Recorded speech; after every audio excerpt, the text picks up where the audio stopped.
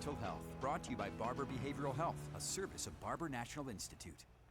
Yeah, time to welcome in Erin Grogan.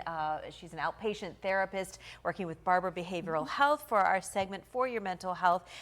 We've all been talking about fireworks for days, and a lot of people find a lot of joy in that, but not everybody. It can really spark some PTSD issues. Absolutely, not just for veterans, but also refugees and victims of violent crimes, especially gunshot victims.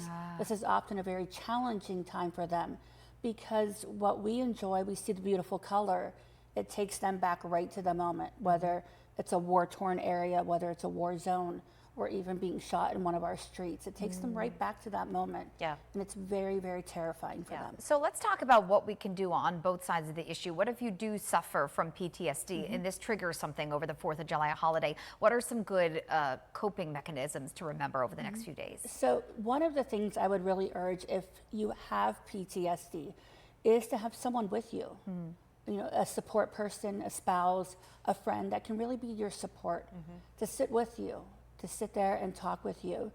I would encourage, you know, sometimes those noise canceling earbuds can be very helpful. And also if you have neither of those options, to turn the TV up. How much control over all of that does one have? Sure, if it's not treated properly, they have little to no control. Through treatment, they can develop really firm coping skills that give them the opportunity to know what types of things will trigger, you know, the remembrance of the event or the flashback to the event. And they can also learn how to adapt through breathing and grounding techniques that can really help them through those moments. So what should we do if you don't suffer from PTSD, if you do find lots of joy in the fireworks in the 4th, how can we be more sensitive to the needs of others?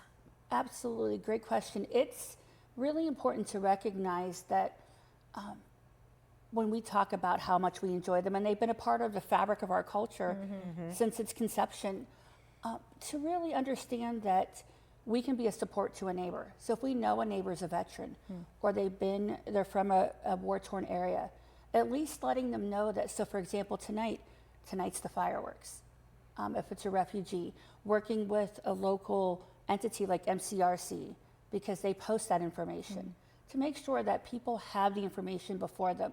Because if they have the information, they can then take those steps to cope with those situations.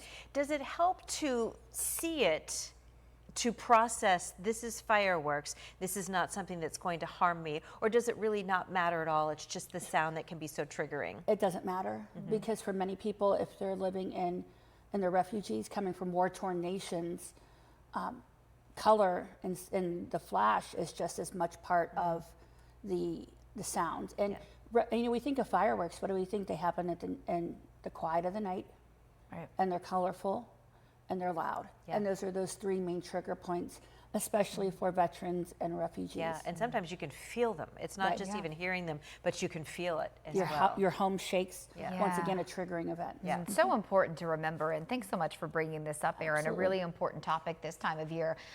We love to tell everybody, if you need a launching pad, if you need some place to start, if you're struggling mentally, the Barber Behavioral Health is the perfect place to do that, and the contact information there on your screen.